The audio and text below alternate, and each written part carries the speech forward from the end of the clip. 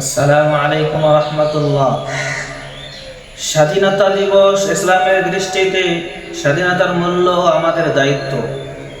সমস্ত প্রশংসা আল্লাহ তাআলার জন্য, দরুদ ও সালাম বর্ষিত হোক আমাদের প্রিয় নবী হযরত মুহাম্মদ সাল্লাল্লাহু আলাইহি ওয়াসাল্লামের উপর।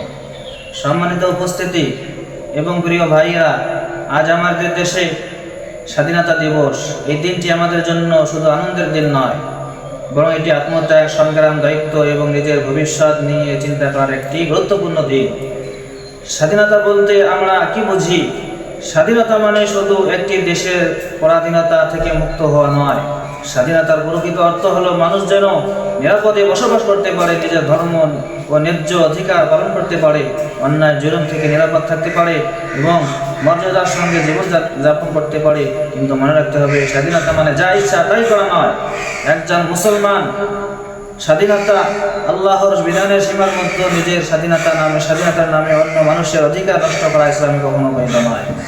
যারা দেশের জন্য ত্যাগ স্বীকার করেছেন, আমাদের দেশের স্বাধীনতার ইতিহাসে অসংখ্য মানুষ নিজেদের জীবন, সম্পদ ও স্বার্থ ত্যাগ করেছেন। আমরা তাদের ত্যাগকে স্মরণ করি এবং তাদের পরিবারের প্রতি সম্মান জানাই।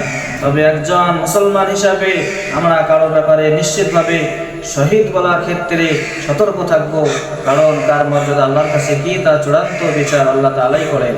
আমাদের করণীয় হলো তাদের ত্যাগ থেকে শিক্ষা নেওয়া এবং ভবিষ্যৎ প্রজন্মের জন্য একটি গুরুত্বপূর্ণ ও ন্যায়ভিত্তিক সমাজ গড়ে তোলা। ইসলামের মূল শিক্ষা ন্যায় বিচার।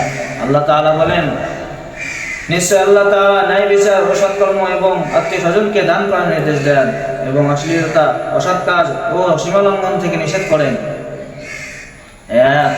আমাদের শিক্ষা দেয় একটি সুন্দর সমাজের ভিত্তি হলো ন্যায় বিচার ও সৎকর্ম।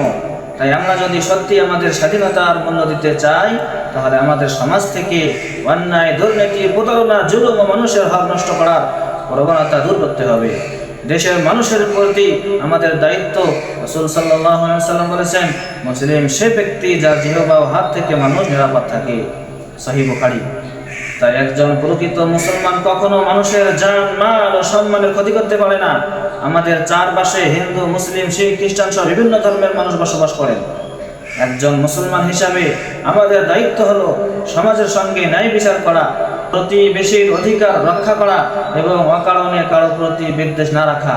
আল্লাহ তাআলা বলেন, কোন সম্প্রদায়ের প্রতি বিদ্বেষ যেন তোমাদেরকে ন্যায় বিচার না করার জন্য পরিচিত না করে।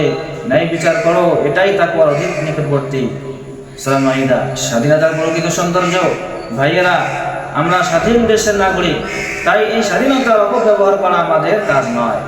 আমরা স্বাধীনতার নামে অশ্লীলতা করব না, মানুষের ক্ষতি করব না, গুজব ছড়াবো না, কারো ধর্মীয় অনুভূতিতে আঘাত করব না।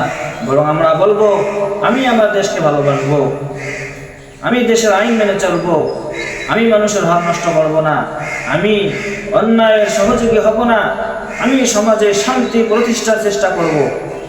দেশপ্রেম ও ইসলামী দায়িত্ব।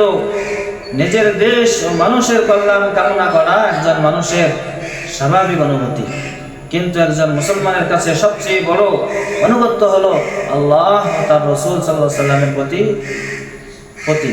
তাই দেশকে ভালোবাসার অর্থ হবে দেশের মানুষের কল্যাণ করা, পরিবেশ রক্ষা করা, রাস্তাঘাট ও সরকারি সম্পদ নষ্ট না করা, দুর্নীতি না করা, আইন মেনে চলা এবং সমাজে শান্তি বজায় রাখা। শেষ কথা, প্রিয় ভাইয়েরা, আজ স্বাধীনতা দিবসে আমরা শুধু পতাকা দেখব না, নিজেদের আমল ও চরিত্রের দিকেও তাকাবো।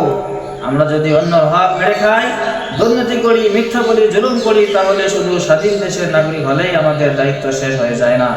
আসুন, স্বাধীনতার এই দিনে আমরা প্রতিজ্ঞা করি, অন্যায় করব না, অন্যায়কে সমর্থন করব না, মানুষের হক নষ্ট করব না, দেশে অশান্তি সৃষ্টি করব না, ধর্ম, বর্ণ নির্বিশেষে মানুষের সঙ্গে ন্যায় ও সুন্দর আচরণ করব এবং আল্লাহর কাছে আমাদের দেশ ও দেশের মানুষের শান্তি ও নিরাপত্তার জন্য দোয়া করব। হে আল্লাহ, আমাদের দেশকে শান্তি ও নিরাপত্তা দান করুন। দেশের সকল মানুষের জান, মাল ও সম্মানের হেফাজত করুন। আমাদেরকে ন্যায় বিচার প্রতিষ্ঠাকারী এবং মানুষের কল্যাণে কাজকারী বানিয়ে দিন। যারা দেশের মানুষের কল্যাণে ত্যাগ স্বীকার করেছেন, তাদের উত্তম প্রতিদান দান করুন। আমাদের অন্তর থেকে হিংসা, বিদ্বেষ ও জুলুম দূর করে দিন। আমিন ইয়া রাব্বাল আলামিন। আসসালামু আলাইকুম ওয়া রাহমাতুল্লাহ।